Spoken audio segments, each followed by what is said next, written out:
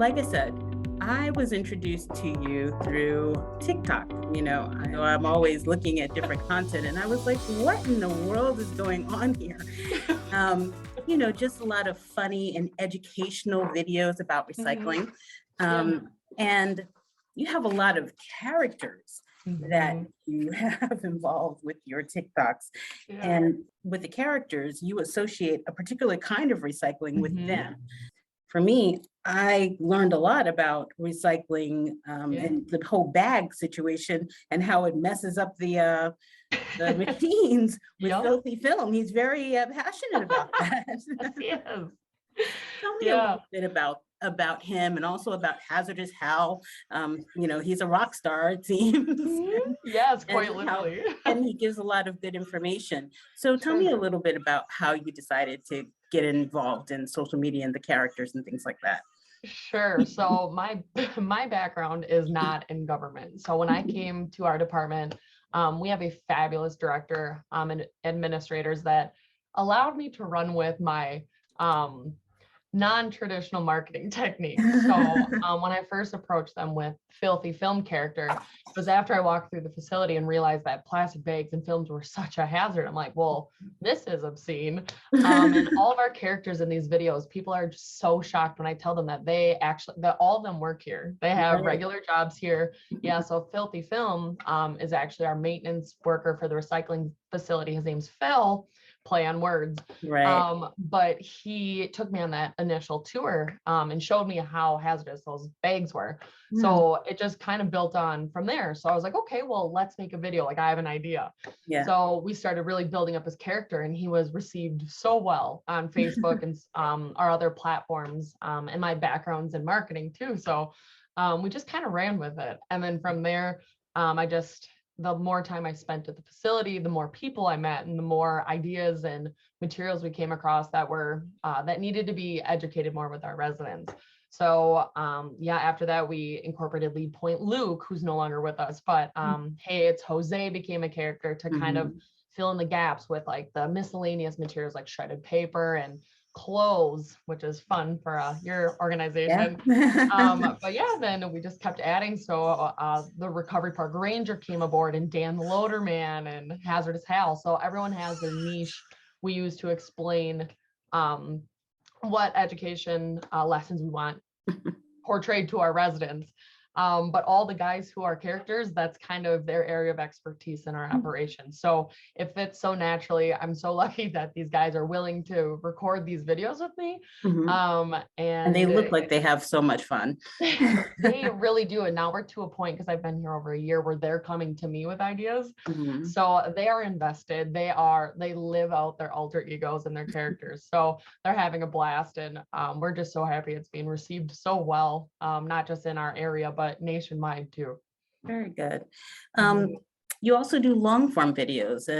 I included that in one of my blogs, just talking about what you didn't know about recycling. And the video, I just love the video because it's long, but it's not long and boring, and you walk around the facility and you really show everything and how things can affect the recycling process. So I think that you don't want to be a problem naturally. So people don't want to be a problem, and you don't want to cause the recycling center to slow down. So I think it's so very useful.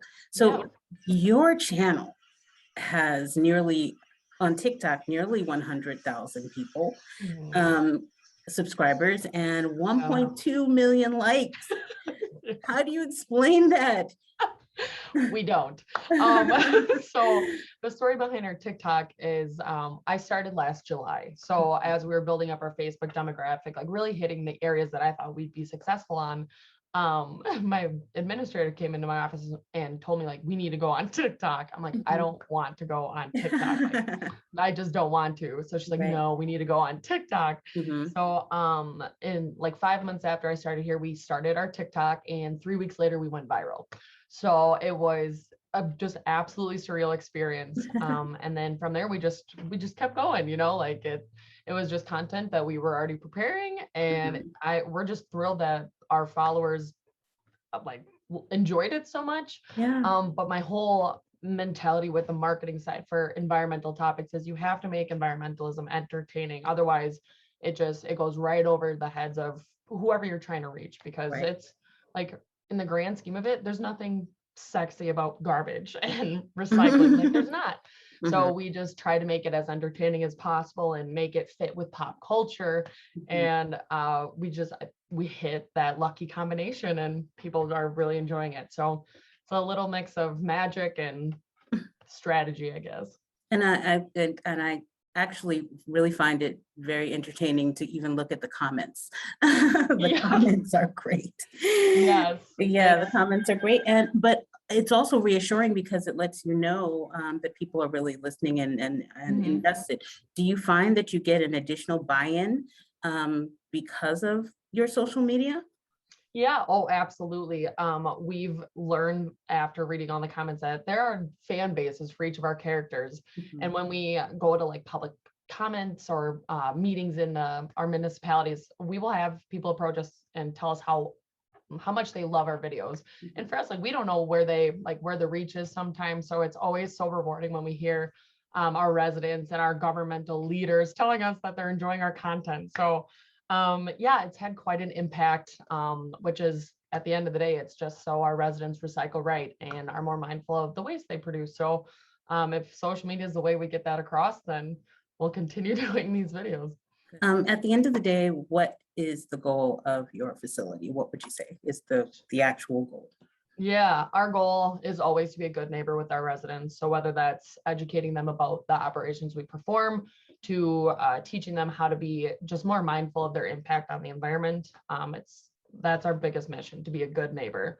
So operationally, our goal is to keep our operating expenses as low as possible, so we don't have to impose that expense on our residents, because as landfills get more and more full, you have to like compensate for that on the tipping fees and what we're charging our vendors to operate here. So yeah, our goal is just to be that good neighbor, do our best to keep materials out of the landfill that we can recover and get back into the market. So just constantly finding new ways to divert waste.